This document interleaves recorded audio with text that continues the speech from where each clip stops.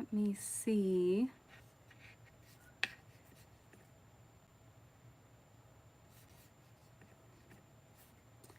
if this is showing up.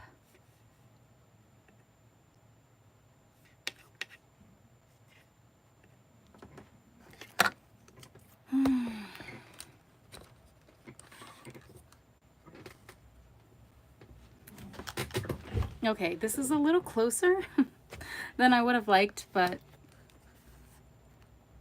my stand is like malfunctioning, so kind of scared to put it further away.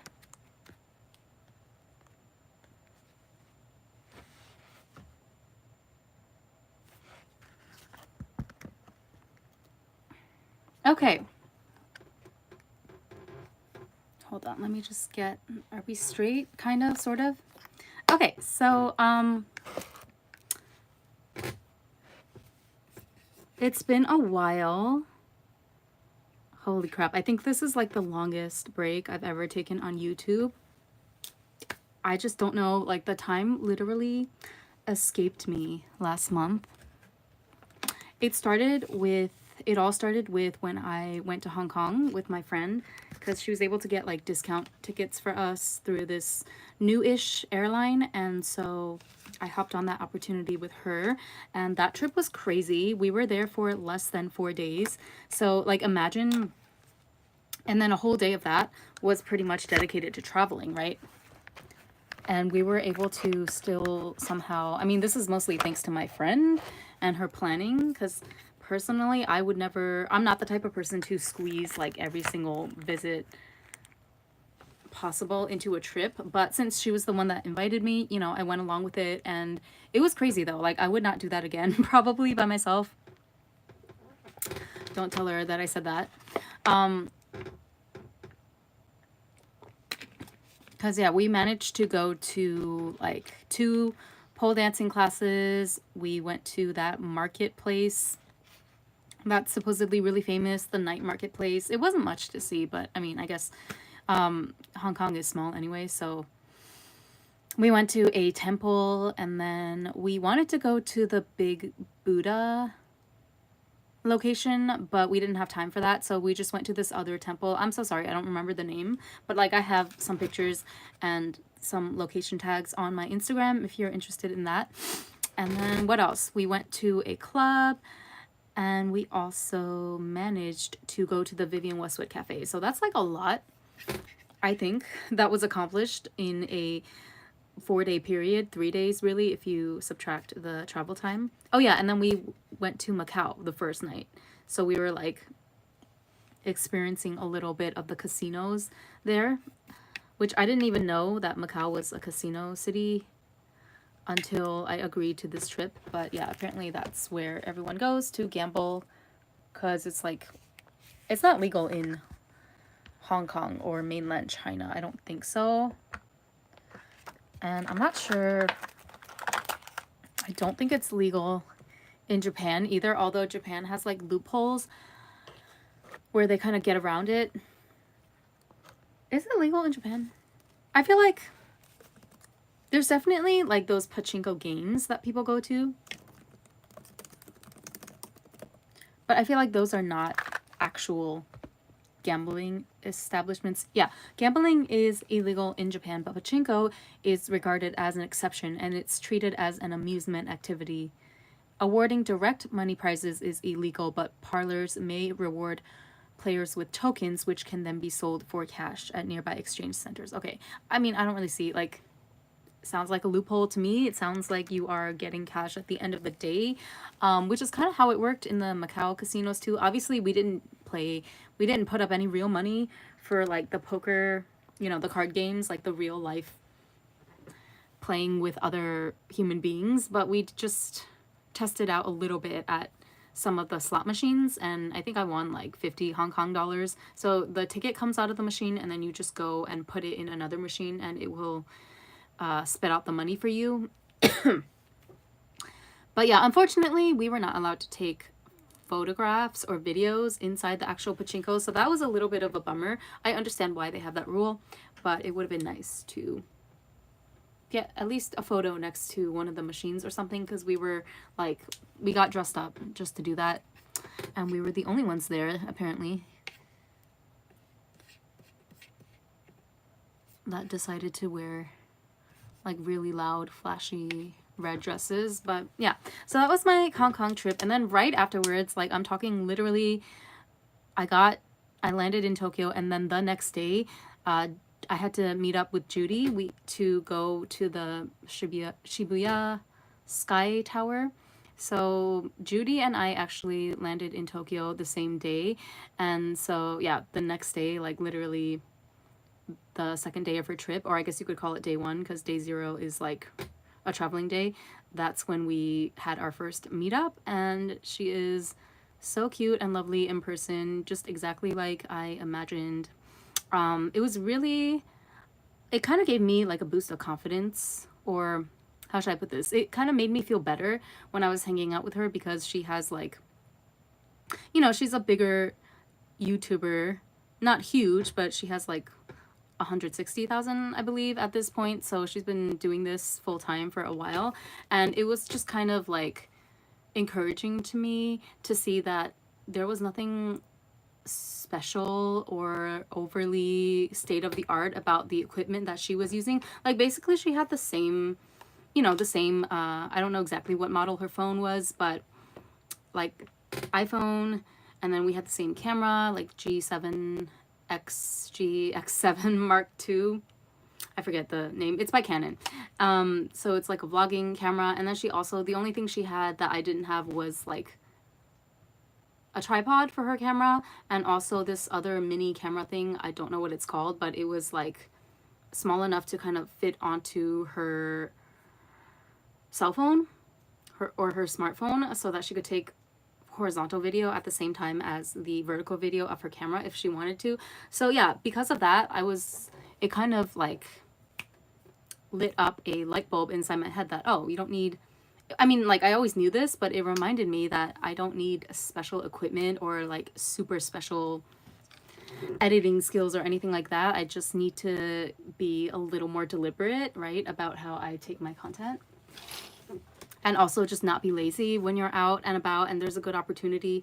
So yeah, that's what she taught me, probably without even realizing it. And so yeah, it's kind of funny though, because I was looking at her stories and stuff while she was here, and I just couldn't help wondering to myself, like, how come we have the same gear, like pretty much the same camera, yet hers looks 5,000 times more professional than mine.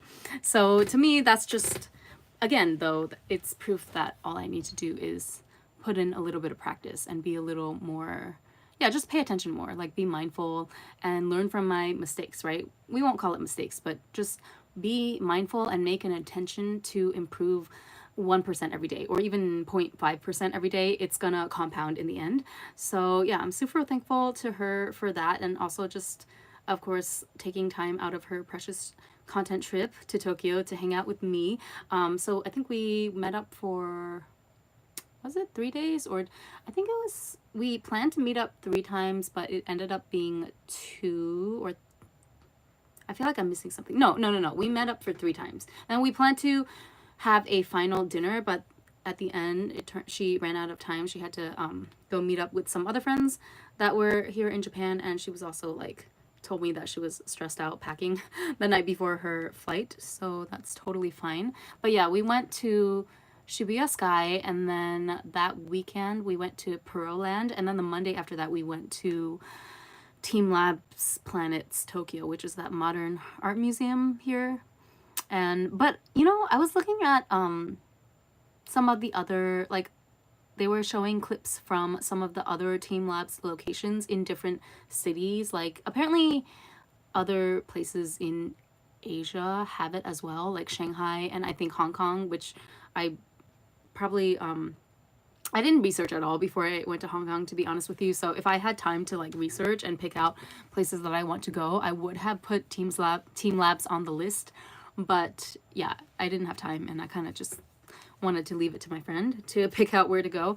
So yeah, I was looking at clips from other Team Labs locations, and to be 100% honest, they looked a little bit more exciting like more interactive than the one in Tokyo. Not to say that the one in Tokyo was bad, but it was just it felt a lot more smaller and more contained. Like there was less that you could do. There was, I mean, it's kind of the case with everything in Japan, so whatever. That's just how they do it in Tokyo. Everything is super regulated and there's like 5 million rules that you have to follow, and it's just the way it is, you know. If you try to get around it, they will label you as like the uncooperative foreigner. So but yeah, it was fun though. It was, and I felt so bad because like I feel like we were trying to take pictures for each other, and I feel like I wasn't getting. Judy had to really coach me to like get the angles and stuff that she wanted, and I feel like I was not understanding for the longest time. But she was super patient with me, and she was just telling me like very patiently how she wanted me to angle the pictures. So yeah, lots of things for me to learn and keep improving on each day. But you know, it doesn't have to be like, it's not a sorry. I still have kind of like a raspy voice from losing my entire voice for the past week, so bear with me. But yeah, it's not like a self-deprecating whatever process. It's just kind of like, okay, this is where I am, this is where my skills are at, and every day I can continue to just be observant and be self-critical in a constructive way, so that I can improve 1% per day every day, instead of just like staying at the same level and wondering why I'm not growing as fast as I want to. So yeah, and I wanted to show you, she got me a bag full of goodies. So this is some makeup and snacks from New Zealand that she was kind enough to bring to me. And I just want to say, first of all, I already started using some of the makeup that she got me. So yeah, it's like all over the floor. I need to clean my apartment desperately after this stream. But I think you guys might have heard about these. It kind of went viral, but these lip balm sets by Unleashia.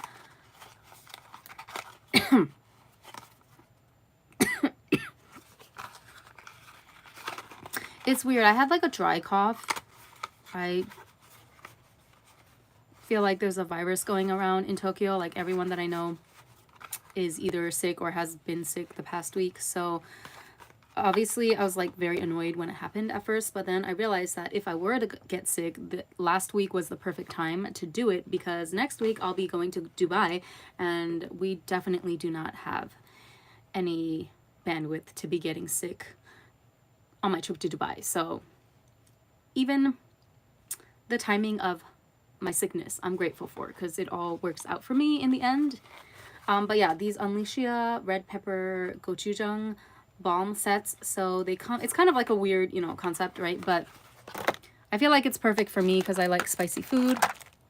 So each of them comes with the actual red pepper paste themed balm, which does not taste like red pepper. Fortunately, these balms are, they actually have like kind of a minty, very light minty scent to them. So that's a relief, because as much as I like hot sauce and red pepper paste, I wouldn't want my lips to be smelling like that all day. But yeah, so these are the balms. There's 3 colors: green, kind of like an orangey red, and then a darker red. I really like this one actually as just a casual lip color. So these are the balms, and then each of them also came with a tube of actual gochujang.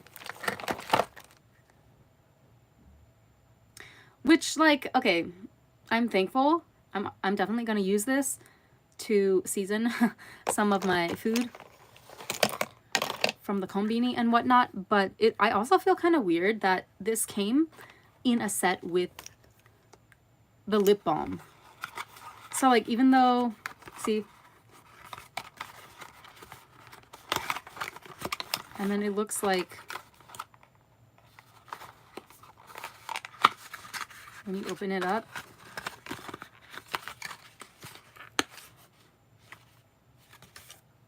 oh, it doesn't open up this way. So you just, yeah, you pull it out from here. But I just feel like it's kind of weird, because mixing makeup with red pepper paste, I feel like this should not be edible, even though it is. It's just like a regular gochujang tube. But I don't know, something psychologically, it feels weird about it because it came together with a lip balm. Do you understand what I'm saying? Like, it looks like red pepper paste, it smells like it probably tastes like it, but it came together in a package with makeup. So I don't know. I'm sure I will get over it soon, like the next time that I have my little kimbap roll from 7-Eleven. It'll be very easy to just reach for that to add a little flavor.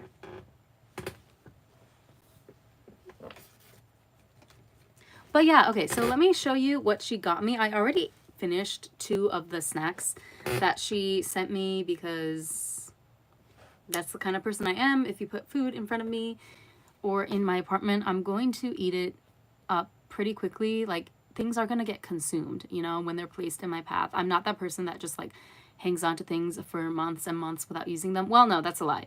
When it comes to like Vivienne Westwood designer clothes and stuff like that, yeah, I do still have to work a little bit on using them a little bit quicker than I tend to. Like, it takes me anywhere from a month to a year sometimes, sad to admit, to actually break something out of the plastic and use it if it's from Vivienne Westwood or like a really beloved brand.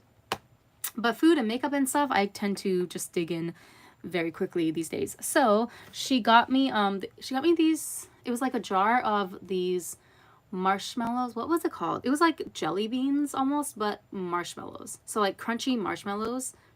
So the outside was like a crunchy candy coating, but the inside was a marshmallow texture. So I finished that really quickly. And then also she got me these like biscuits that were Vegemite flavored, which I don't believe I've ever tried Vegemite. Maybe once. I feel like I wouldn't like it if I were eating the actual Vegemite. Like, it's a spread, right? So if I actually spread that onto toast or something, I feel like I would not enjoy it as much. But as a flavoring for these crackers, they were really, really good. And I finished those in 2 days. And so now all that's left is like candy, I believe. So she got me Cadbury Dairy Milk. What is this? Whitaker's Hokey Pokey Crunch. These are huge, like, compared to Japan-sized chocolates. It's always, like, even just the size factor, it's always fun to get food from friends that are out of the country. And then these are Lolly Scramble, Milkshake, Lolly Scramble. I know this brand Pascal. I think they have some of their candies here in Japan as well when you go to the import shops and stuff. But yeah, so these are like Laffy Taffies almost, if I can compare it to an American snack, or like Starburst, a version of that. Let me just grab one actually, because I could use a fruity treat. So this one, let me grab the, oh wait, what flavor do I want? I'll get the wild berry fruit burst.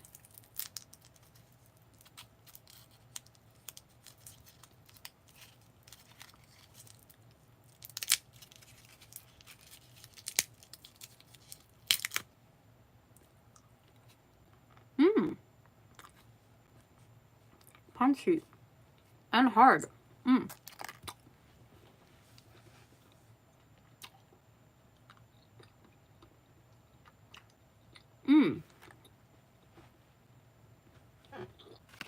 Okay.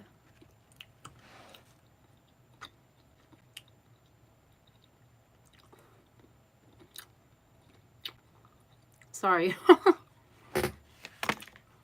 It's definitely close to that hard, chewy Starburst texture. A little harder than I imagined, actually, but I feel like that's a good thing, because you wouldn't want it to be too soft, right? Very nice. And then more chocolate snacks from Pascal. I think I tried one of these, actually.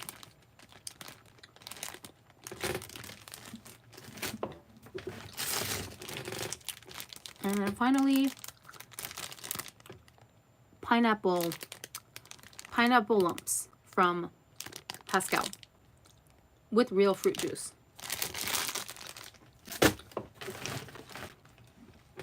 Oh my god. This is so juicy. Like, hold on, I need a drink.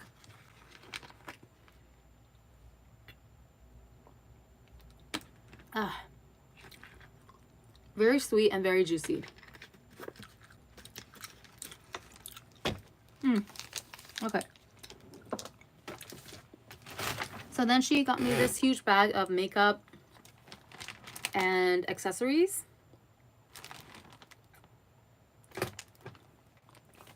Sorry, I'm posing right now for a thumbnail. So some of these I know what it's gonna be because she asked me beforehand. She gave me like a list of items that she had that she was looking to get rid of, and she asked me if I wanted some, so I told her which ones I wanted. And I'm really excited because there's a couple of ColourPop items in here. Oh my god, I can't talk with this Laffy Taffy in my mouth. Okay. I need to just like store it over here like a chipmunk. I'm trying not to like push out my cheeks too much anymore when I'm eating and chewing food and such. I know that's such a weird comment, but I feel like low-key, high-key, that's one of the reasons why my face is so round. Ever since I was a kid, like I would just stuff my mouth, and to the point where it would exceed the actual capacity of my mouth, and so my cheeks were just permanently puffed out as a kid, and that's why I have no definition on my face until recently when I started to do gua sha like consistently, not every single day but a couple times a week. That's been helping out a lot. Like when I went back to China to visit my relatives, my aunt and cousin commented immediately that my face looked a lot sharper and smaller than before. So I know it doesn't look that way to you guys, but like trust me, compared to how it was before, this is a lot more defined. So yeah. But it's okay. I feel like it's mostly melted now, so it's not gonna undo my gua sha progress. Okay, so these are blushes from the It's a Small World collection from ColourPop, which I wanted to get. Like, I did want to pick up some items from this collection, but the desire was not strong enough at the time, so I just passed on it. But Judy happened to have some pieces, like these blushes, for example, super cute. I like ColourPop blushes, although I don't like the formula as much this year. I feel like they changed it a little bit. It's still workable. Sorry.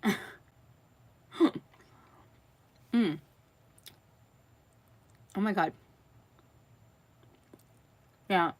I like Laffy Taffy. I like Starburst, but get stuck in your teeth. That's why I don't really buy it by myself, by choice. But yeah, so It's a Small World. And then this one I also wanted. This is the Jubilant Chorus Super Shock Highlighter. I love ColourPop's Super Shock formula, and I feel like the highlighters are actually like low-key better than a better deal than the Super Shock eyeshadows, because you can use them as multi-purpose, you know? You can use them on your eyes, you can use them on your cheeks, or even like if you want to highlight your collarbone. Maybe I'll do that right now, actually. So obviously if you want like unique eyeshadow colors, like a deep blue or emerald green or something, then yeah, you would have to go with the Super Shock eyeshadow formula. But if you just want something light and like a topper sort of shade, I would say go with the highlighters because they're more versatile and you get more product. And I feel like they last longer too than the eyeshadows in terms of moisture content and stuff. Okay. Jubilant Chorus. And then I'm just going to pull these out in no particular order because I have not looked through it yet. I was saving it for this video. Oh my god. I really can't talk with this Laffy Taffy in my mouth. But yeah, so this is a, let's see, Kiss from a Rose lip kit from, what is this brand? DB. Seems to be an Australian brand. So let me open up.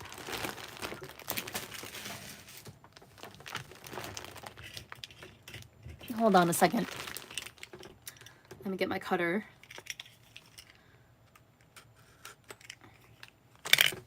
Because real YouTubers use cutters to open their packages.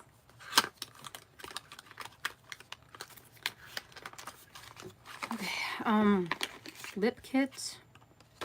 So naturally you would get a lip liner and the lipstick itself.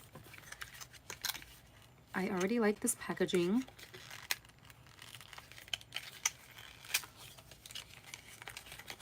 It's very K-beauty. And this is called Rose Dawn. And it says animal testing, no animal testing, vegan. Ooh, magnetic.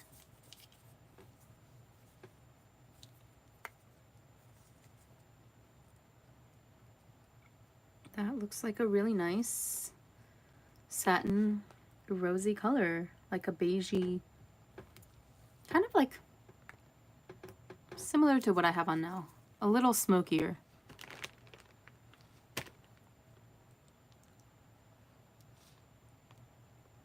I haven't used a bullet lipstick in so long.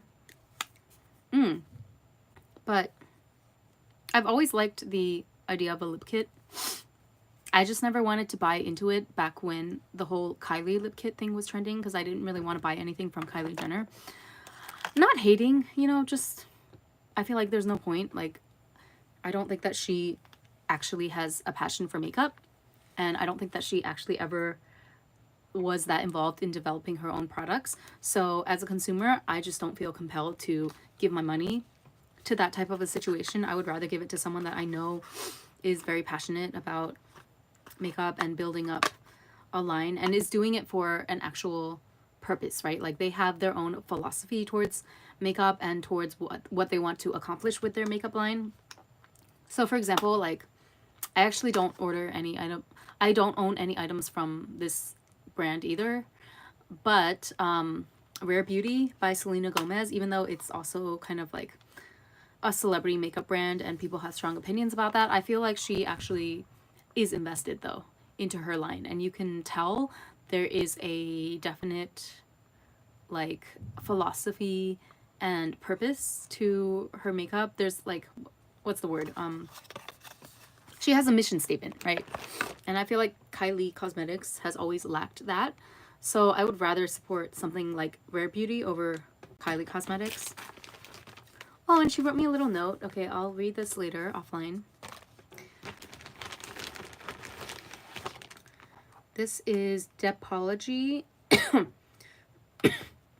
Excuse me. Metrixyl 3000 Collagen Boosting Serum.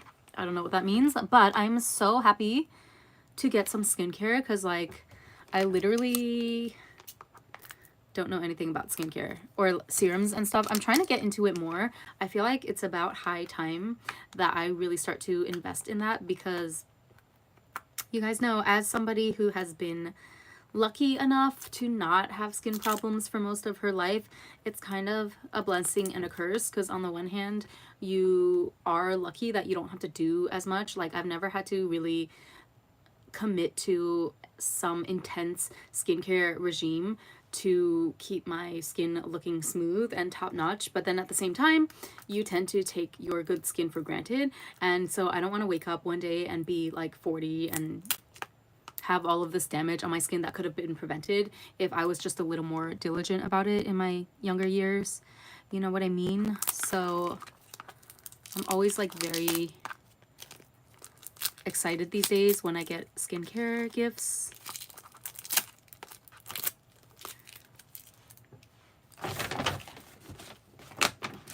This packaging is kind of hard to get off of the shrink wrap. Okay. Oof. It does not want to open. There we go.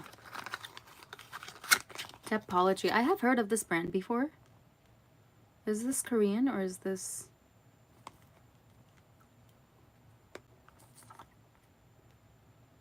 Oh. Yeah, South Korea, but ethically sourced from China. Okay, who knows? Ooh, it has a dropper. I don't have anything in my skincare routine right now that has a dropper. Like, I don't know anything about serums and stuff. I welcome any information that any of you want to impart on me about that. But yeah, collagen boosting serum. I do know collagen is good for keeping your skin looking plump and youthful and radiant, so that should be good. I do know that the collagen drinks here in Japan, they work, but they're very pricey, like 400 yen per bottle, 200 to 400. But think about, like, you would have to just keep that up every day. Maybe not every single day, but even if you just drink it 3 times a week, that really adds up over time. So I used to, like, I had a period where I actually did a video for my I did a video for my YouTube channel where I drank Shiseido's collagen drink for 2 weeks or something. But I couldn't keep that up long term. So, I mean, I did see a difference, but yeah, that's a big expense to add. This is a little eyeshadow palette by Bia, B-B-I-A,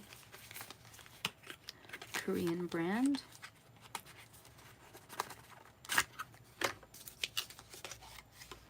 Oh, cute, cute. Ready to wear eye palette in 02 Mood Blush. It's just a very minimal little 6-pan nude palette.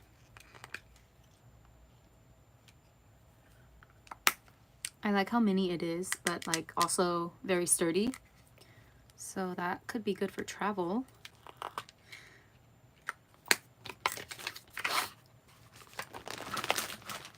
Speaking of which, I do need to start thinking about what I'm gonna pack for Dubai. Not just makeup, but like literally everything. I just placed probably the largest order I've ever made on Shein. The other day it came out to, even with the discounts and everything, it came out to about 30,000 yen. Because I was just going ham with all these dresses that I'm probably going to wear a 10th of, but I don't even care because it was like so cheap and I like all the designs, so I regret nothing. There are some accessories too. I'm gonna put this on because it popped out at me. Ooh, this is cute. There's like pearls and it has ribbons on the side. These are so in right now, the little ballet ribbons. And I'm like totally into this trend. But let me get through the makeup first. Oh, so there's more ColourPop. I forget where these are from, the quads, like which collection. I think it's some fruit collection, because this one is like berries and peaches and violet. Does it say?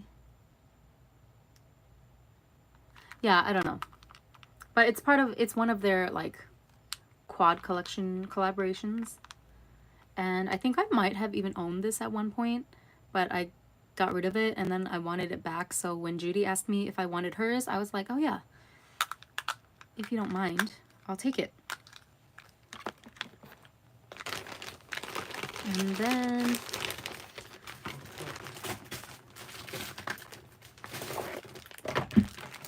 drop something.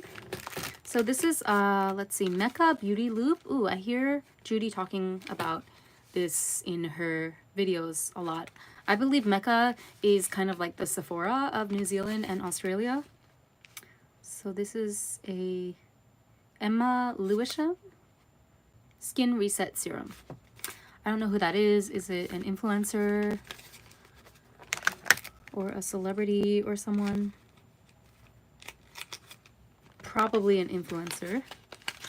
And yes, oh my goodness, Skin Reset Face Serum. So another serum for me. I'm so excited. I really need to start getting into the serums and the hardcore skincare.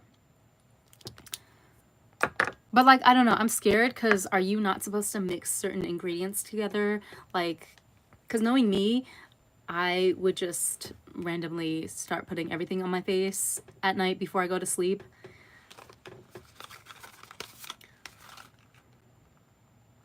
So I hope that nothing chemically reacts in a disastrous way on my face. You know, that would not be great. But yeah, we have another Mecca Cosmetica SPF 50 plus sunscreen. Oh my goodness.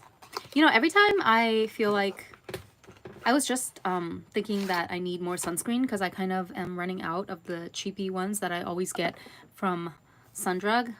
Which, by the way, you do not need to spend an arm and a leg on all of the hyped up Japanese sunscreens here, like the Anessas and the, I don't even know, what's, Allie is another one, ALLIE. Those really expensive sunscreens, I feel like those are not even worth the money because they're not, from my experience, they're not even that comfortable. Like, they claim to be comfortable and lightweight, but whenever I have tried out those brands, they come off very greasy and heavy on the skin. And so I always just end up going back to, I literally just use this one, Sunbears, which is less than 300 yen for a bottle. I'm not joking you. And obviously this is smaller than like a bottle that you would get from Anessa or one of those brands, but still 300 yen though, compared to like 5,000 yen or whatever they charge for those bougie ones. Like, this stuff gets the job done, okay? I've gotten more than one compliment throughout this entire summer about how, like, oh my god, you've been to the beach so many times. Like, I see you always posting bikini pics, always going to the beach in Japan, you know, in Tokyo, in Hong Kong. You're always at the beach, and yet you are not tan. It's because of this, okay? So, no, you do not need Anessa. You do not need Ali. They are scamming you. Don't waste your money, girl. Just get this. And this one feels so much better on the skin too. It's like cooling. You can see I like the blue one. You can also get the red one, which is the regular formulation, but I like the blue one because it does have like a cooling minty effect to it, and it's just so it goes onto your skin like super thin and dry, and it just doesn't leave that greasy overcast that a lot of the more expensive ones do, including the Korean sunscreens as well. I do feel that the Korean brands are probably a little better than the Japanese ones, but I still think they're overpriced. I mean, you really can't compete with a less than 300 yen price point for this one, so just putting you all on game, okay, if you're on a budget over here. But yeah, this is the Mecca Cosmetica oxybenzone free formula SPF 50 plus sunscreen. I have no idea what any of that means, but and it says it's made in Australia and against animal testing. So that's always, we always stand a cruelty free brand. Let me see. I'm just curious now.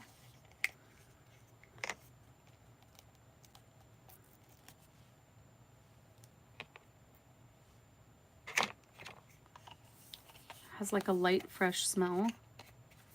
I'm sure this will be great. Like, it looks like a legitimate brand. Ooh, it's pink. Interesting. Okay. Like, I'm sure this will be a great sunscreen. But see, it's not as dry. Like, I can already tell. You cannot slather this on layer upon layer the way that I can with the Sunbears sunscreen. You can put on like 2, 3, 4 layers of this, and it will dry down relatively dry and smooth on your skin. See, this one, you can already tell there's still that like moisture film layer to it, which is fine if you don't mind that. And that's also,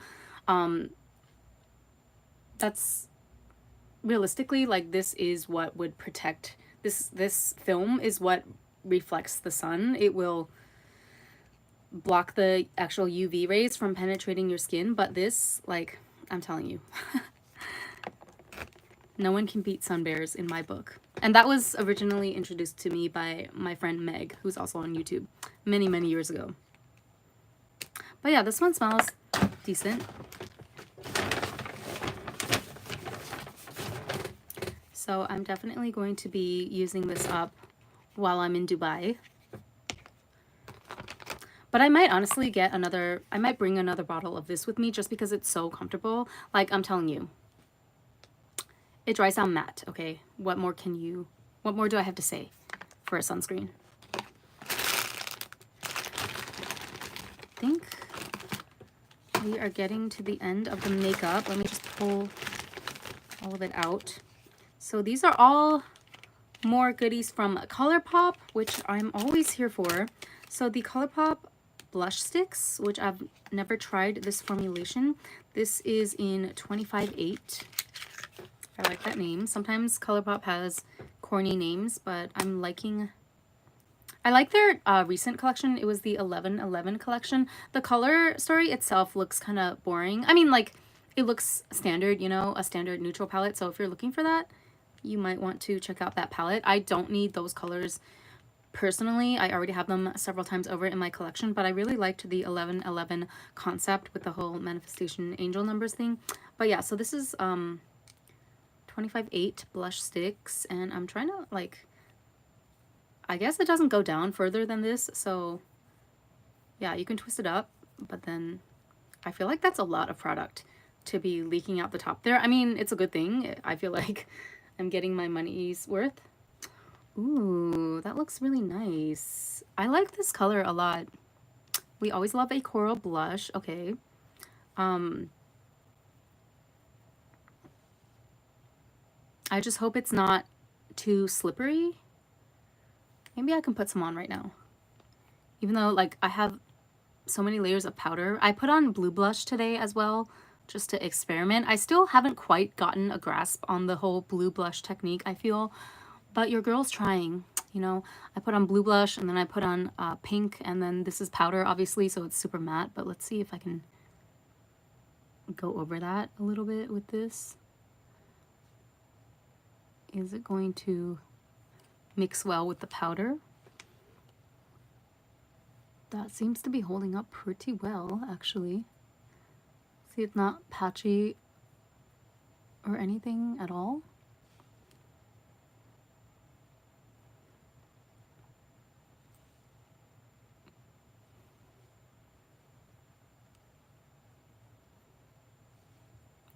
I quite like this. Yeah, no, I like this. Okay, this is probably coming with me to Dubai.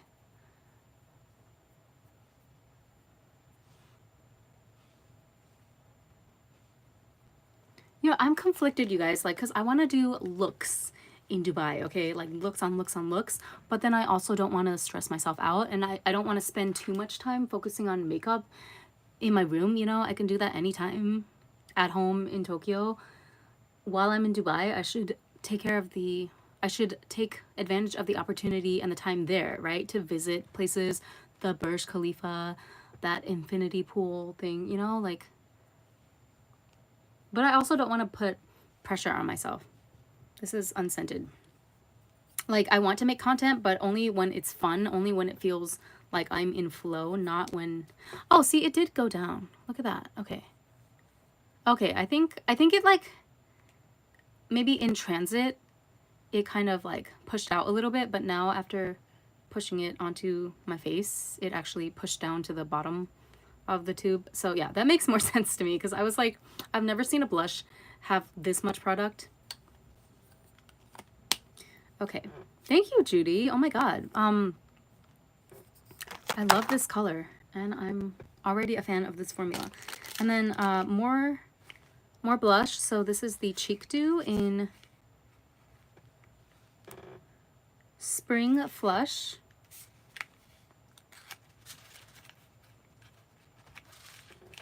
I owned one of their Cheek Dews in the past, and I thought it was a pretty decent formula. It's just that you have to put on like a couple of layers to really get a lot of pigmentation.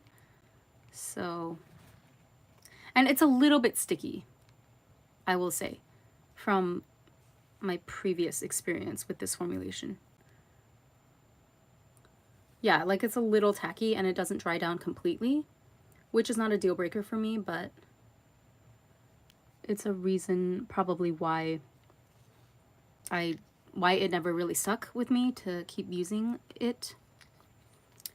But yeah, I think out of these two, I'm definitely leaning towards this one as more of like a favorite formulation wise.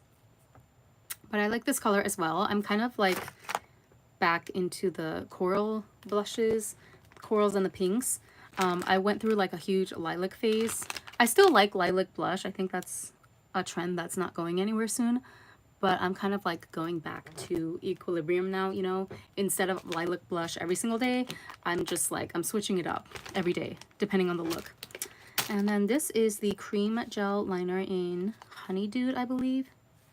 Yeah, Honeydew, which is just the classic beige color that I use to line my waterline. I haven't lined my waterline in so long, to be honest with you, just because, like, I don't know, I just forgot about it.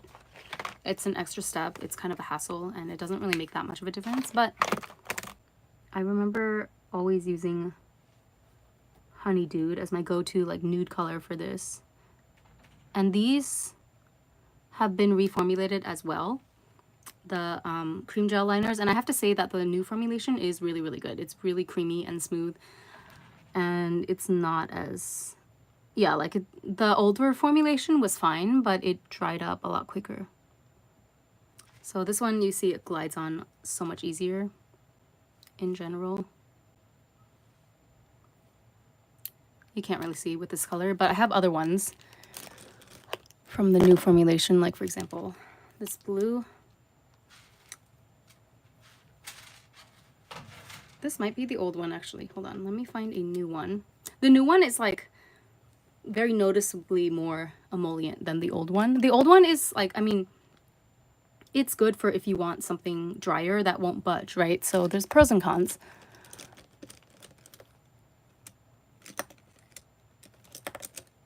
But let me see if I can find.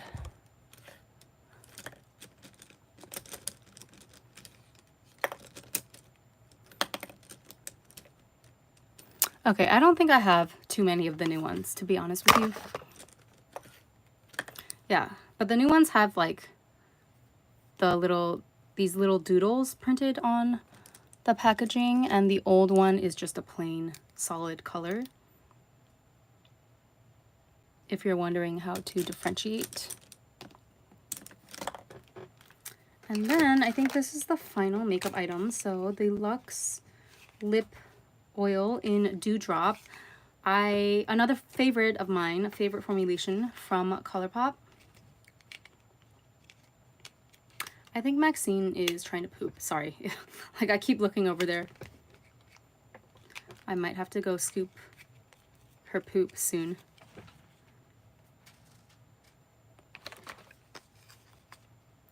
How do you guys like open these packages? I feel like I had my cutter and now I can't find it anymore because it's buried under a pile of makeup, and so now I have to improvise.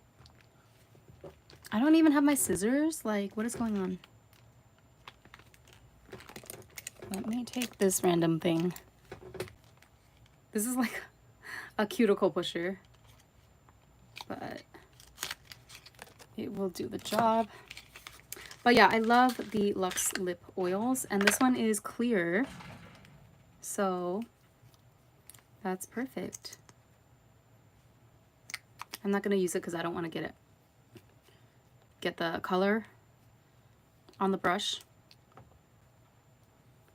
But I love the Luxe Lip Oil. The only complaint I have about this is that the packaging feels slightly cheap to me. Like, it's a little bit big and bulky, and sometimes it can, I had one or two in the past that has actually leaked, you know? It doesn't close properly, like it's prone to leaking. So the only critique I would have for ColourPop is to switch up the packaging, which you know they never will. Because they're very stuck in their ways when it comes to their packaging. I don't know if you've noticed, like no matter how many complaints that they get, they stay doing. And it says Living Lab of Beauty, Mecca Cosmetics. I think it's a lip balm. Could be a blush. No, it's definitely a lip balm, yeah. Or like a lip mask. I think this would be nice to put on my lips before I go to bed. that is all the makeup, I think. And then she also sent me a bunch of Sigma brushes. Oh my goodness, thank you. I have been meaning to do a huge brush clean out because I've had some of my brushes for like years and years now. I'm not gonna say, no, definitely not a decade, but maybe like 5 years, which is fine because some of them really do hold up well, like the ones from Mitsuyoshi and my foundation brush from RMK, which is still holding up well. Although I am, like, every time I go to the RMK counter in the Narita airport, I'm tempted to pick up a new one just because, like, I've had this for so many years. And I do really like the shape. I always reach for this. I go back to this all the time to apply my foundation, no matter how many, like, new sponges or whatever trendy items that I try out for foundation and face products. I always go back to that RMK brush. But yeah, Sigma, like, my friend Meg also gave me a huge batch of her hand-me-down Sigma brushes after she stopped using them, and I have used a lot of them, and I've gotten rid of some of them, and I feel like they hold up pretty well, but I don't know, I feel like some of them are really old, and the bristles are just getting grimy and stuff, like, no matter how thoroughly I wash them. So I'm really excited to have these, and these are all like very useful shapes too, like the pointy pencil shapes. Tapered blending brush, yes, exactly. Yeah, these cost a lot from Japanese brands like Shuomura, for example. I can tell you right now, this type of a tapered blending brush from Shuomura would easily run you 7,000 yen. So yay, oh my god, thank you so much. I love an affordable, high quality brush. Well, I guess Sigma is not like affordable, but I love being gifted high quality brushes. I have this one brush from, I think this one, yeah. This is from Hakuhodo. This is the only Hakuhodo brush I own. That was also gifted to me by a subscriber, so thank you guys. And then finally we have jewelry. So first of all, I just want to like call attention to this packaging. I think this is genius. Like, not only, okay, so I'll be honest, the actual plastic here, it feels kind of flimsy, but I feel like this concept is a great idea for jewelry packing. Like, if somebody sold a set of these to pack your jewelry for trips and stuff, I would consider getting it because it's kind of genius, right? Like, you have this hard frame here that's gonna protect everything, but then it takes up not that much space because it's like basically just sandwiched in between the shrink wrap. I don't know, am I the only one who thinks this? Or you could obviously just travel with a small jewelry box like I've been doing lately, but yeah, I don't know, I think this is a good idea. I feel like some company could sell a set of these as like a jewelry travel set and then just make it, yeah, like, see this, if you make it so that it kind of stacks up on each other like a pyramid, or I don't know. I'm sure you could like finesse it to make it into a travel friendly compact type of thing. But yeah, so these are, this one has a butterfly, very pretty. I don't know, like, are these real pearls? I hope these are not real pearls. Like, don't don't spend money on real pearls for me, girl. Even if this was gifted to you, keep the pearls for yourself. We know that Judy is the queen of pearls. But no, I don't think these are real. But yeah, this is really cute. Butterflies. I'm into the butterfly motif lately. It's very Y2K. And this one also, I think this is a bracelet. There is a butterfly charm. Woo. Hello, welcome. Can you see? Very cute, very dainty. I don't wear bracelets often. And I want to, you know, like, I want to be that girl. But at the same time, it's just so distracting to me. Okay, wait. I feel like there's a little... Oh, I see. You can move this ball up and down to adjust the length. But yeah, like, I love the look of bracelets. I feel like they're so dainty and classy. But when I actually put them on, it's like such a hassle for me. And I feel like I'm always on the verge of breaking them. Because like, I need to... Okay. Hold on a second while I put this on.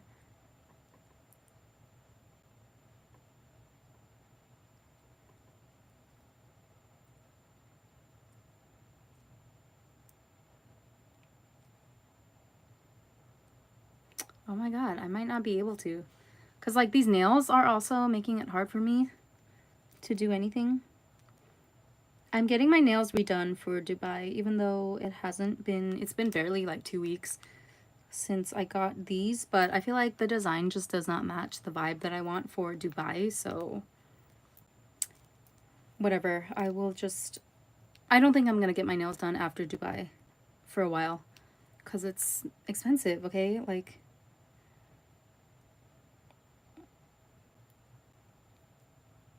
in Tokyo, nails are pretty expensive, especially if you want a special design with all of the rhinestones and stuff. Like, my nails always come to over 10,000 yen every single time. But even if I wanted to get a simpler design, like one color or just a simple gradation or something, I feel like that's still gonna cost like 6,000 at the cheapest, maybe probably close to a 10,000 anyway. You know, if you add on all the extra costs of like removal of your previous set and things like that. And then by that point, I just feel like, okay, so then why not pay a little bit more extra to make the design special? It seems like not worth it to pay that much just for a single color. So yeah, anyway, I want to become a bracelet girly, but I always feel like I'm constantly moving my hands and like I'm constantly banging, you know. If I have jewelry on my wrists, it's gonna bang on places, it's gonna catch on my luggage, and like, yeah, how do people do it? Maybe I just need to, maybe I need to be more mindful of my motions and not just flail all over the place. And then I have some cute little hair accessories here, scrunchies. Ooh, this one is shiny. Very cute. This one too.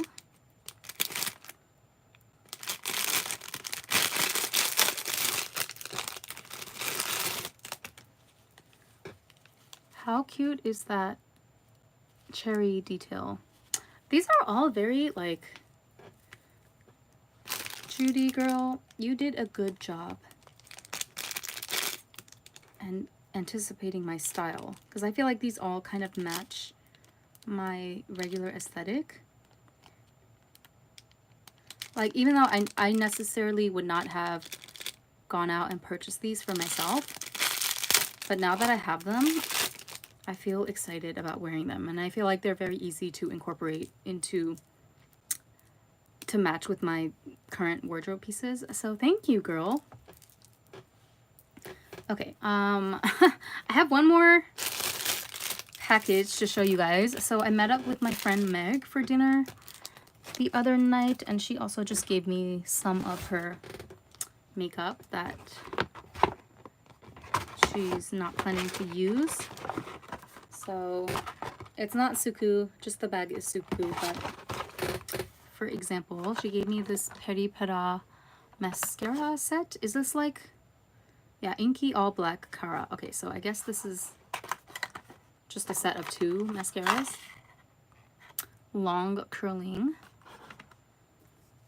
It says long curling here. And now, you know how I am with mascaras. Pretty much as long as it's a tubing mascara and as long as the brush is micro, which I can see this one is, it should work out fine for me.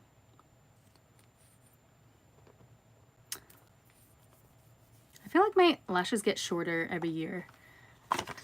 But like, I don't even care because I do Douyin makeup, so they basically draw on their lashes, and yeah, it's all faked over here on the Douyin side of YouTube when it comes to lashes. And then the Peri Pera Water Bear Tint. Ooh, I like this packaging. So I'm guessing this is a matte formulation. Or not. Okay, I guess it's not. This is confusing because the glass is frosted, so you automatically expect a matte formula, no?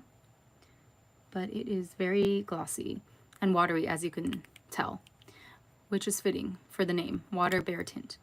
Smells really nice. Smells like, I don't know what kind of fruit, but smells nostalgic.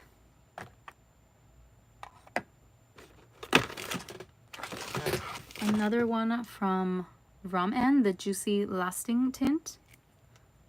I don't think I have the Juicy Lasting Tint. Oh, maybe I have one. But this is also very fruity and very watery. I'm not the biggest fan of these watery tints because, you guys know I like to kind of fake a higher Cupid's bow, and the super watery, like water consistency tints do nothing to really help me in that department. But I can see that this one, you see there's a little bit of like shape to it, right? So there's a little bit of, I feel like this one, there's hope for me to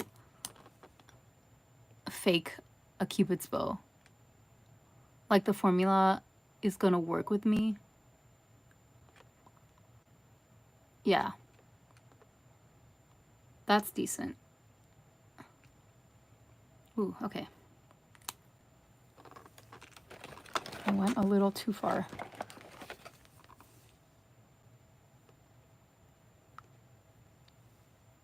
It's all about the optical illusion, you guys. I can get down with this Ramen formula. But yeah, the other one, like, I'm not sure about. The Peri Para. It's a nice color and everything, but you see how it's literally just, like, water. Like, there's no texture whatsoever. That tells me that it's not going to be able to...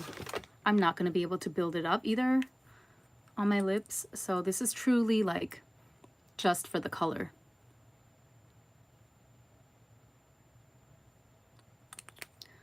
But it's still cute. We'll see. And then what else? She gave me, I think these are bath salts. It says sake, so it's like alcohol infused or something. And then this one is the Ramen Mellow Matte Cushion. I need my cutter. I'll open it from the bottom like this. Okay.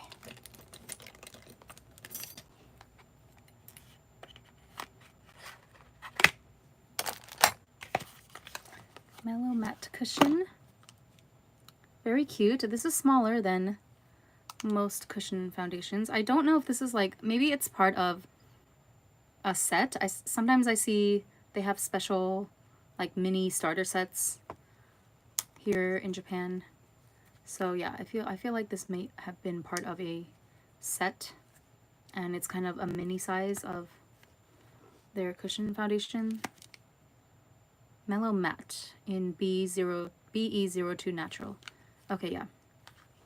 I'm excited about the matte aspect because I feel like I'm gonna need that a lot in the climate of Dubai. I'm hoping it won't be too hot. I mean, it is the middle of October after all, but like in Japan, it was literally 34 degrees up until the very beginning of October, and then literally the next day, the weather decided to do a 180, and now it's like chilly.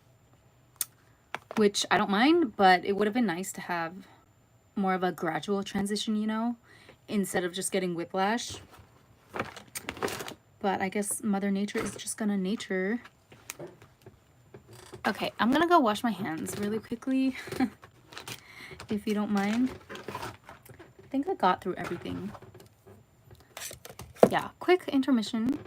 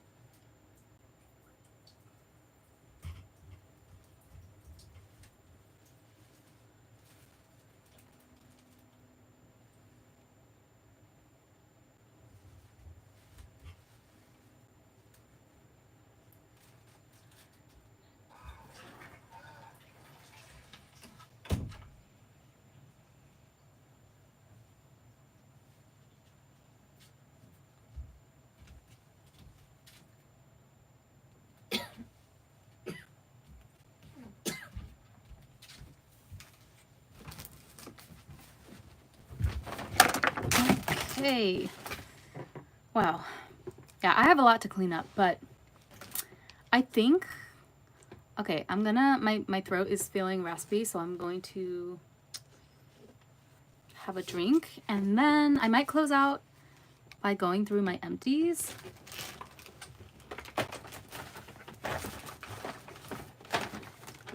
Yeah, I think I'll do empties to I think empties will be a good note to end this stream on. But first, let me take a sip.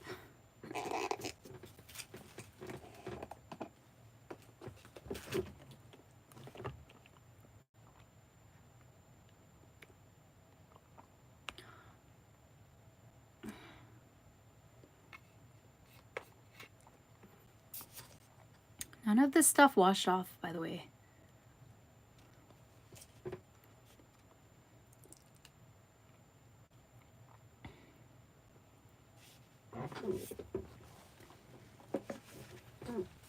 Maybe I should get a snack too.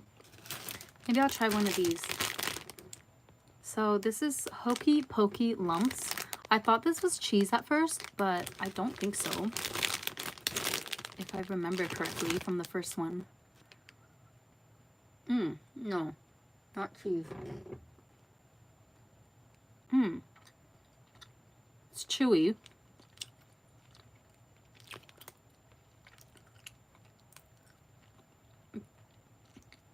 What's a Hokey Pokey lump? It's like, oh my god, wait. It's giving like Lucky Charms cereal, but a slightly chewier version. And then coated in chocolate. That's not bad, actually.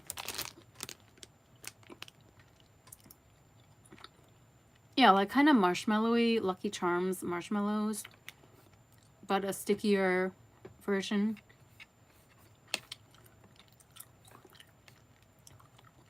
But like chewy, springy.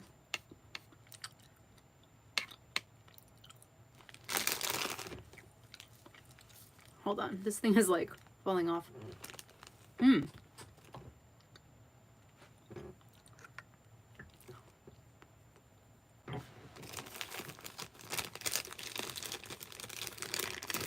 Pretty good. I'm just like nervous because it's getting stuck to my teeth.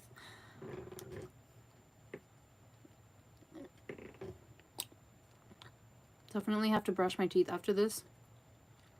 But I heard that you shouldn't brush your teeth directly after you eat sweets or drink coffee or something. I don't drink coffee, but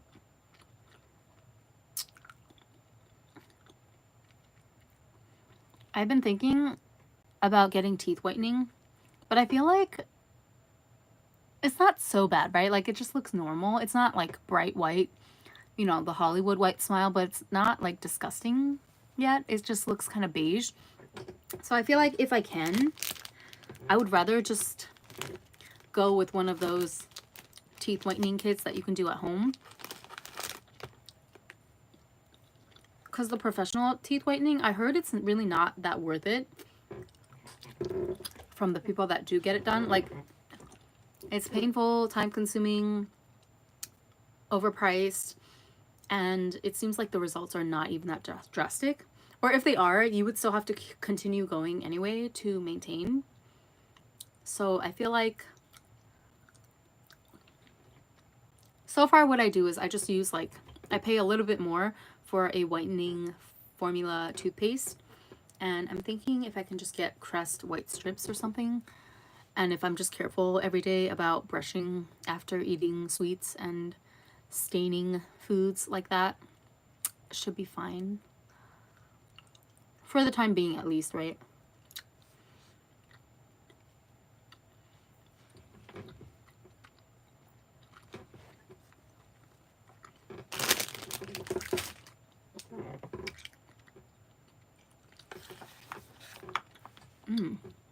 These are good. Pascal Hokey Pokey Lumps. I wasn't sure at first because I was like, chewy is not my thing, but that's quite a nice mixture. a nice mixture. It's like a very thin coating of chocolate.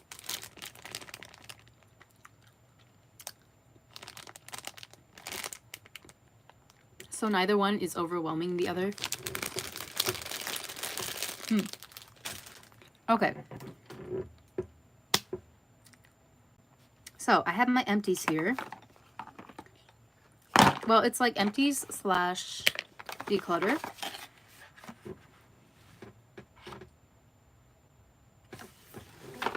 So first of all, this is the Nature Aqua Olive and Argan Cleansing Oil. This one is the best and most affordable dupe that I've ever found of the Shuamura cleansing oil. It's like less than 1,000 yen. I repurchased the larger bottle of this.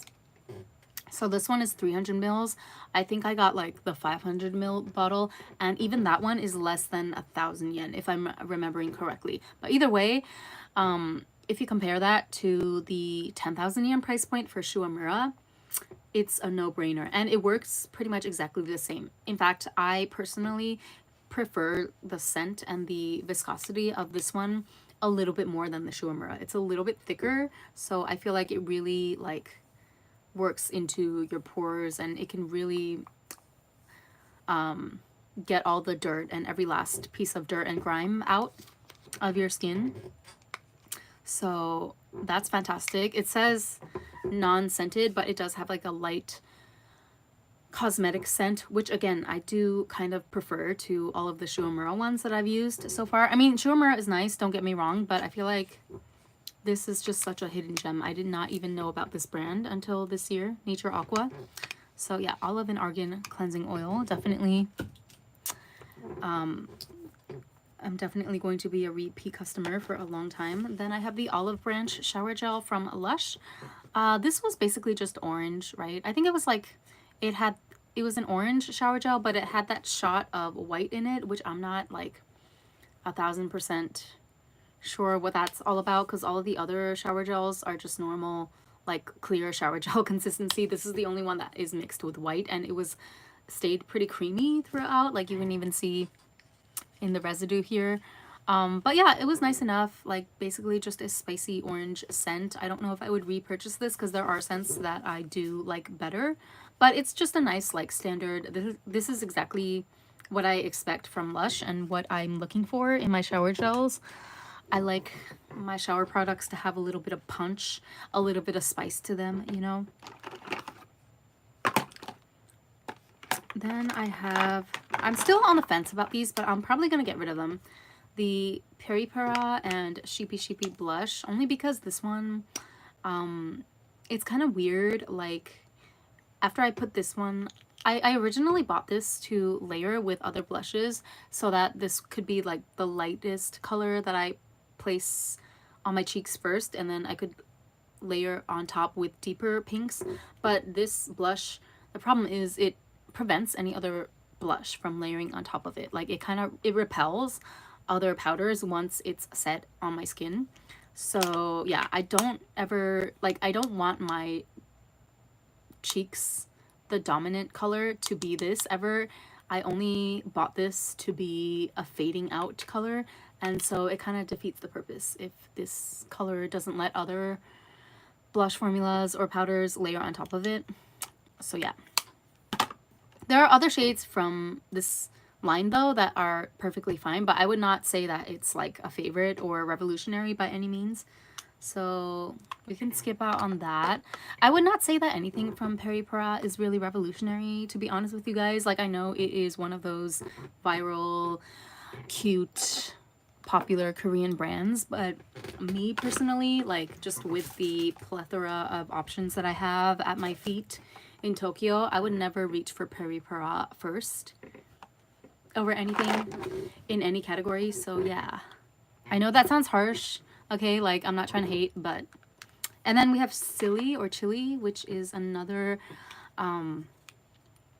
blush, which I'm kind of like, for the same reason as this one, it's kind of too light for my liking. I used to have another more rosy blush from this line, which I used up almost. Like I actually hit pan on that one. So it's a decent formulation, but I just don't know that it really works for me. because again, I would only use this to be like a first layer before I put on a more deeper coral blush. But I feel like with coral, I don't really need to be doing all of those extra steps, you know, like just sometimes like I think it's fine to experiment and to do like extra steps, really extra techniques sometimes, especially with Douyin makeup. It's fun, but then sometimes you have to pull back, right? Like, okay, I don't need to actually put on 3 different blush colors every single day. I could just do one and I'll still look cute. And it will save me a lot of time. So yeah, I'm gonna get rid of those. I would give these away to people, but honestly, I feel like at this point, I don't think, I don't know, like most people, I don't think they would appreciate used makeup, even though it's clean and it's fine and everything. If it's not something that they're specifically looking for, I don't really believe in like dumping my used makeup on people anymore. Maybe I should just film makeup destruction videos with them. At least those would garner some sort of views for me, right? But yeah, so, and then I have a empty bottle of the Face Edition Skin Base for Oily Skin by Etousse, which is a staple in my collection. I already have like, I always keep a backup of this one on deck. So I rarely buy backups anymore because I just feel like it's not a good habit to keep too many new unused products in your house, especially because I tend to forget sometimes. So it's like, even if I have 3 backups of a certain mascara, sometimes I'll forget literally where I stored them and I'll go out and buy another one only to discover 6 months later that I had 3 new ones sitting in some drawer somewhere.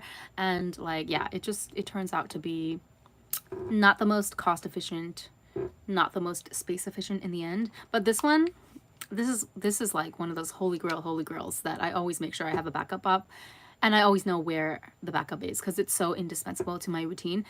I don't wear foundation every day when I put on makeup, but I wear this every time that I put makeup on. This,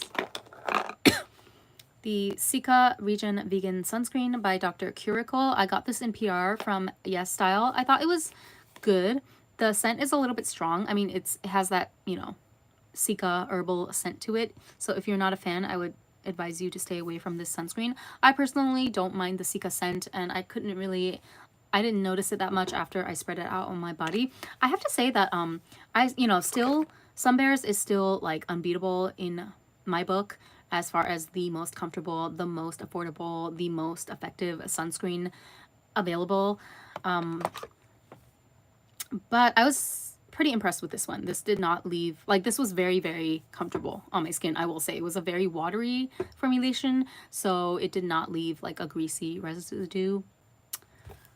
But it still doesn't hold a candle to this, because this one literally dries down like matte somehow. And let's see, ColourPop Graphics Ink Liner in Loveful, which is just the classic black. So this is another staple, holy grail status in my collection.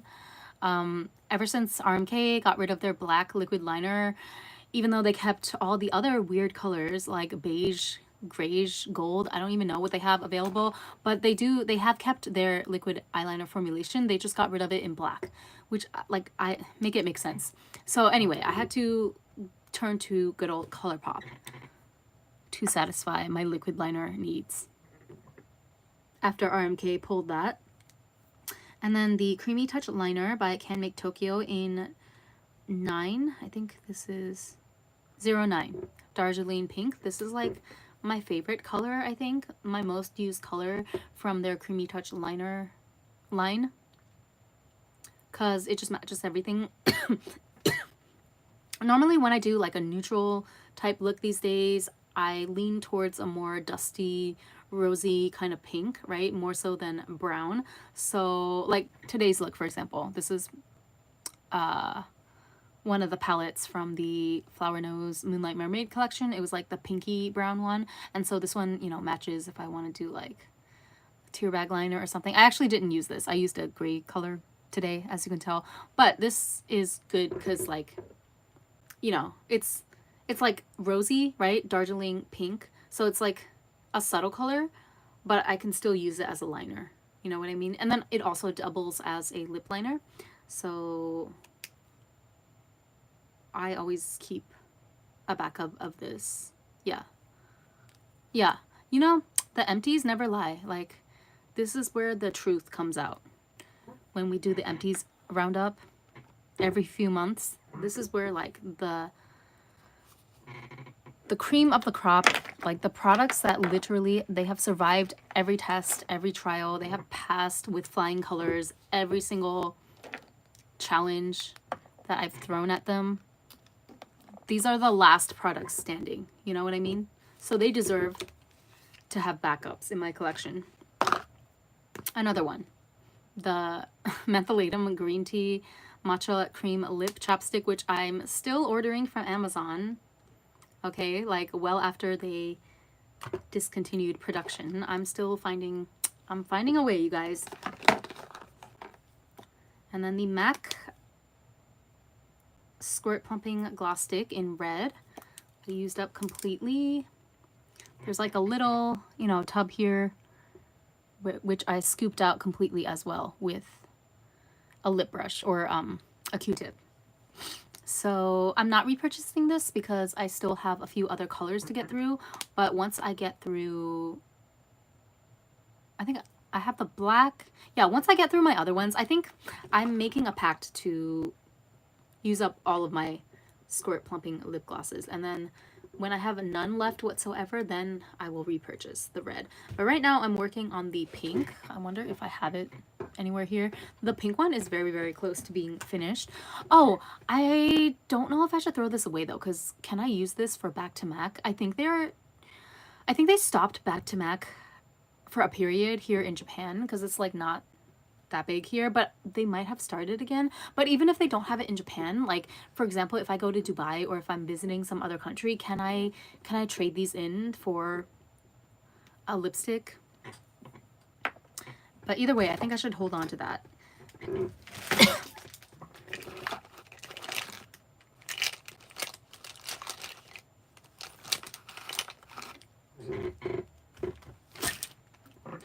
Okay, I don't know where my pink one is, but that one is gonna come up soon in my next empties probably.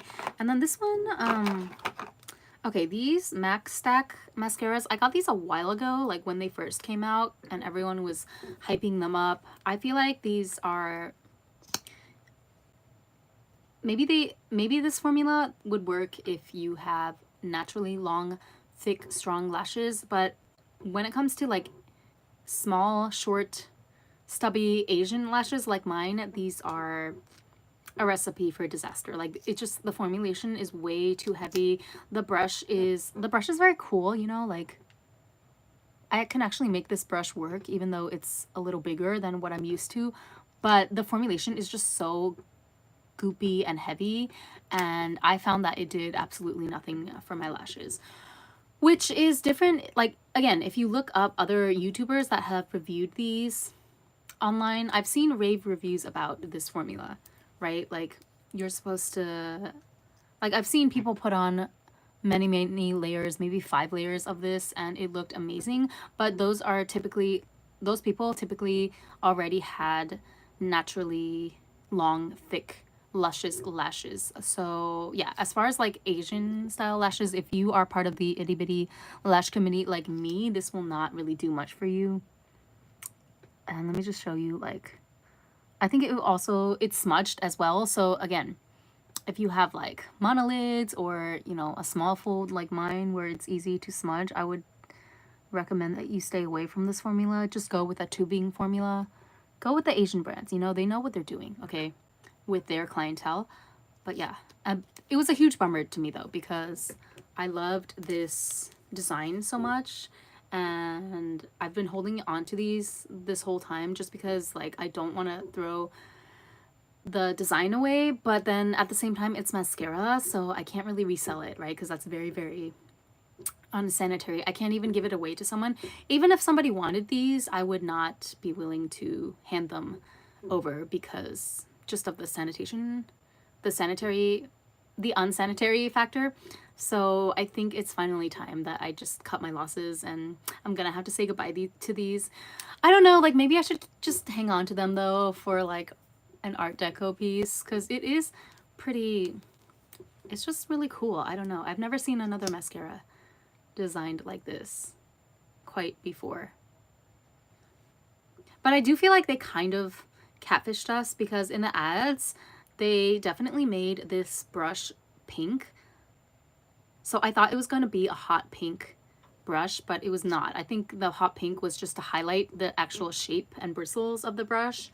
But the actual design for, and like I even bought both the full-sized and the mini size just to make sure I could get the pink brush, but apparently it does not exist.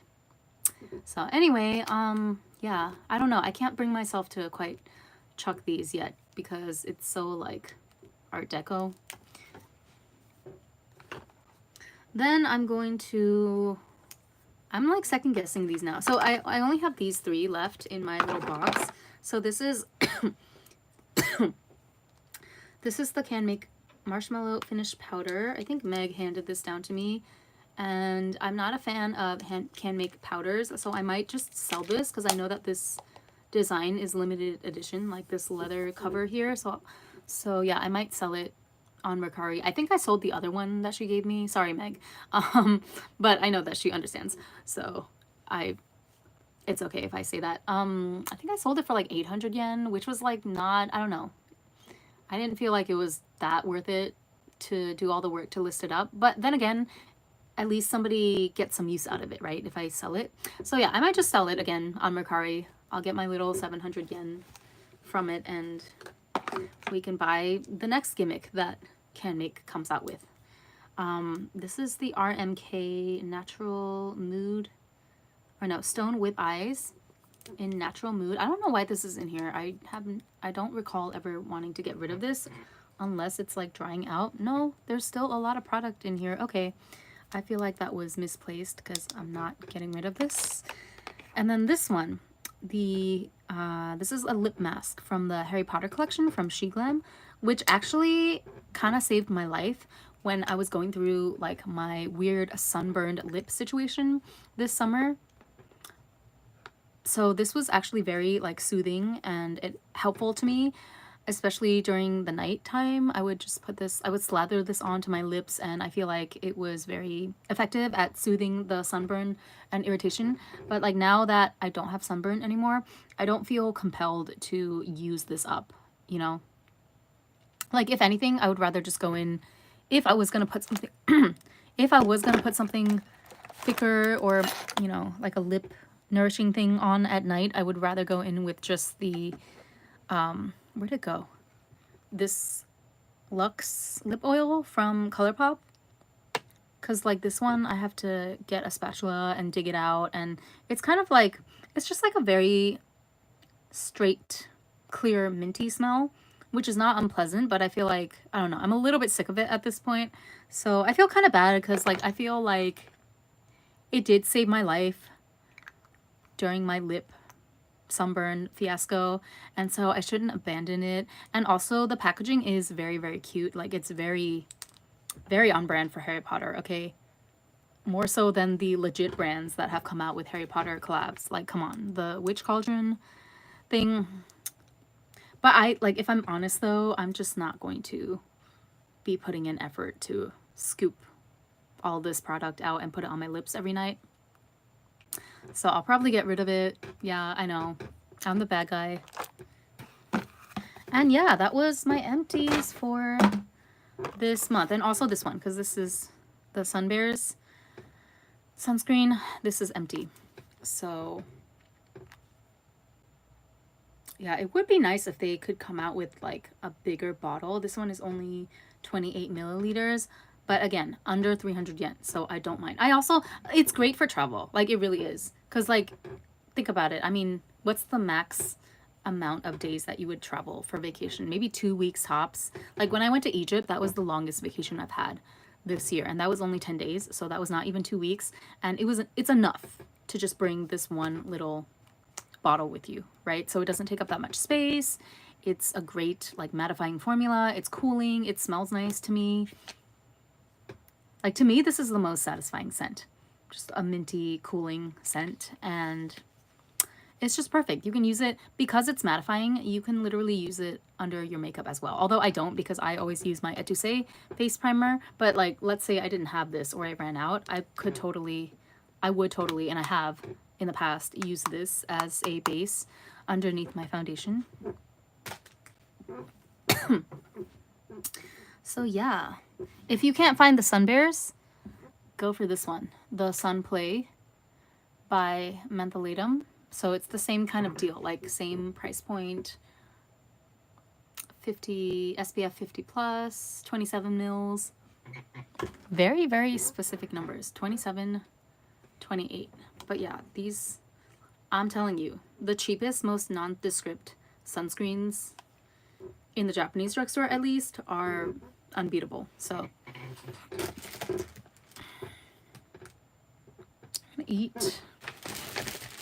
I'm gonna eat another one of these. It's oddly addictive. Everything that Judy gave me so far, snack-wise, has been like sleeper hits, you know? Like, I tried them out. The first bite, it's not like I fell in love instantly, but they kind of creeped up on me with the addictiveness factor, and then before I know it, I finished the entire box or container.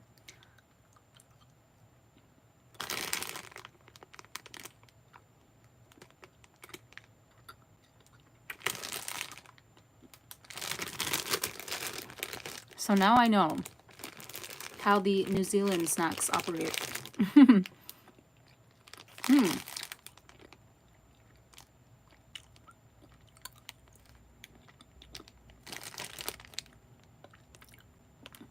This is very hard to eat on camera because it's sticking to my teeth. But like, it's really growing on me now. Because you see, in the beginning, when I tried out the first piece, I was like, oh, I'm not sure about this. But now I'm like, oh yeah, I can totally get down with that. Okay.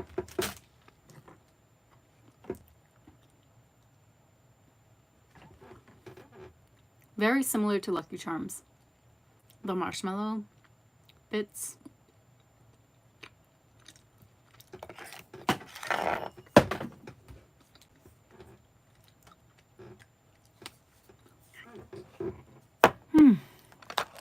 Oh yeah. So as you can see, I feel like I always say this, like there's a trend lately for de-influencing and no buys, but I feel like I really mean it this time. Like, I have no desire to buy any more makeup from now until the end of the year, at least, possibly even spilling into a couple months of next year, because like I have so much stuff now, right? From Judy, from Meg. I have another subscriber that's sending me a bunch of makeup from Too Faced that I wasn't able to. It was the Strawberry Pop-Tart palette that was not available on the Too Faced Japan website. So one of my subscribers was kind enough to offer to send that to me, and I think she's also sending me something from Wet n Wild, like the Alice in Wonderland Wet n Wild collection. So there's gonna be a lot of stuff in that package as well. And then I'm waiting on my Flower Nose Swan Ballet collection, which I did purchase the entire collection because the discounted price here, at least in Japan, is just too good to pass up. But like after that, I ordered the whole collection, right? So that's a lot of makeup, like a lot of palettes and blushes and lipsticks and even perfumes. And so I feel like that's pretty good. Like, that's gonna have me covered for the rest of the year. As far as repurchases, only the essentials, right? Like the empties that I showed you today. If I run out of my holy grails, I'll repurchase those. But I think I'm good on like other new releases, no matter how tempting or exciting they may be, which, to be honest with you, I'm not really feeling inspired by a lot of the stuff that's coming out lately, just because it's almost like, you know, it's sensory overload at this point. Like, these brands are doing way too much. I do not have the mental bandwidth to keep up.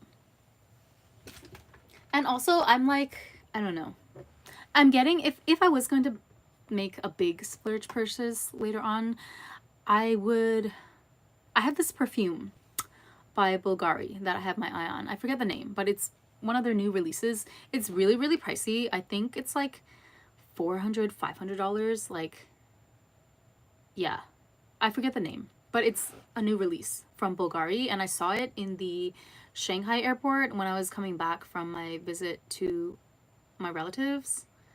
And then I passed on it then, but quickly realized that it's not available in Japan yet, or maybe ever. So I'm gonna try to look for it again when I go to Dubai, like see if they have it in the Dubai International Airport or Dubai Mall or something. I don't know. I feel like they should have it in Dubai. I just have a feeling that, you know, because like there's some things that, especially when it comes to these luxury brands, sometimes they just don't release in Japan because I guess there's not that much of an interest here for it. So yeah, but if I was gonna splurge on a beauty item before the end of the year, it would probably be that. That's like my first, you know, first thing on my wish list. As far as makeup goes, I just really don't have anything that's calling to me right now. So yeah. Anyway, that's it.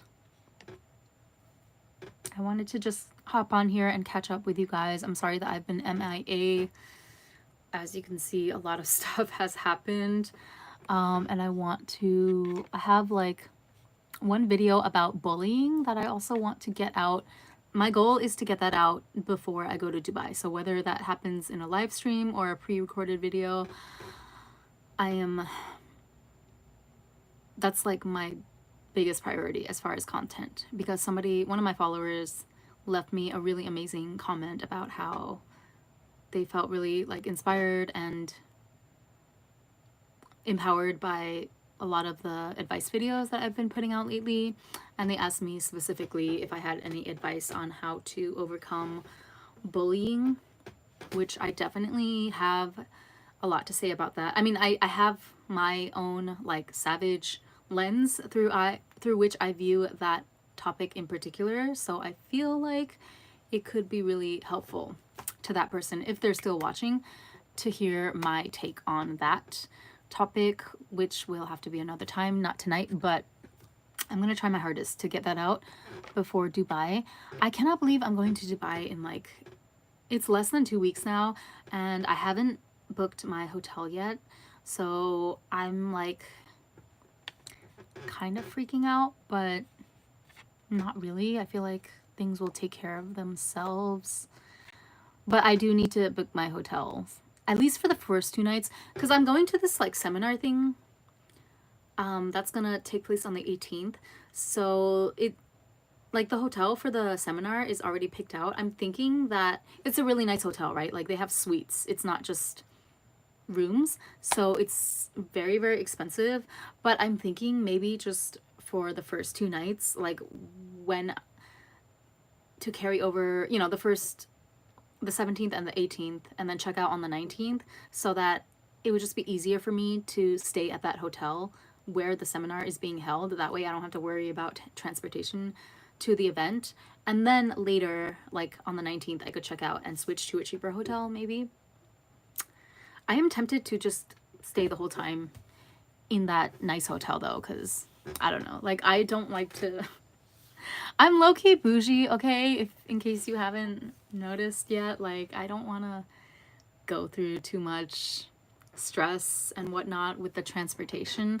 I don't think it will be that hectic in Dubai, because I know that they do have Uber there, so at the very least I could always rely on that, right? And also they speak English in Dubai, I think.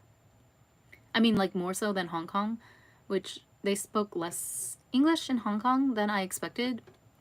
Although I probably should not have been surprised, but yeah. And it was fine, because like I spoke in Mandarin, and that seemed to, most people seem to understand Mandarin. Some people understood English, but like not as much as I expected. But anyway, Dubai, yeah. I need to, oh my God, like, I need to plan. I'm not going to put pressure on myself, because I don't believe in stressing yourself out for a vacation, but I do need to take advantage of the time for content though. Like, I need to hit at least the really big landmarks the Burj Khalifa, the Infinity Pool, Dubai Mall, Museum of the Future. That's the one with like the sculpture that has all the Arabic writing on it. Like I need to, come on, I need to at least hit those landmark places. Because like usually when I go on vacation, I realize that this is kind of a bad habit. I tend to leave it in the hands of other people. Like when I went to Egypt, I kind of just left it up to my mom to book the tour company, and then the tour guide obviously was the one that guided us everywhere, and they chose where we were going to go, and they gave us like some options, right, on what to do, but it was all very much like included in the package plan, which I don't mind, especially for Egypt, because I feel like it's, depending on the country, you do need more of a structure. But like, for example, with Hong Kong, I also did not have any energy, and I didn't want to be bothered with researching. So we just went where my friend picked, which again, like, I'm totally fine with. And I'm very happy that she actually took the time to research and find like some historical places for us to visit. But I feel like, yeah, it's kind of, and then like even when Judy was here in Tokyo, I felt kind of embarrassed because like I've lived here for 12 years and I've never heard of, and I've never looked into like half the places that she had on her itinerary. So like if it wasn't for her, like I've lived here for 12 years, but because she came here, that was the first time in my entire stay, like in my entire residency in Tokyo, that I went to those touristy places, like those photo opportunity spots like Shibuya Sky Tower and the Team Labs Art Museum and stuff like that. So, and like even Puro Land, which is not even that far from me. Like I was shocked to find that it was less than 30 minutes. It was on my line. So I live near Chofu Station, which is on the KO line, and then I just had to hop on the KO line, and like, yeah, it was less than 30 minutes for me to get to KO Tama Station, which is where Puro Land is located. So yeah. I have been to Disney before though. Like I've been to some places, but no, I haven't been to like USJ. And like I was looking at some of Judy's TikToks because she's already started to release some of her daily vlogs of her time here, and the places that she went to, I was like, where is that? What is that? I've never heard of this. Is this what the kids are doing?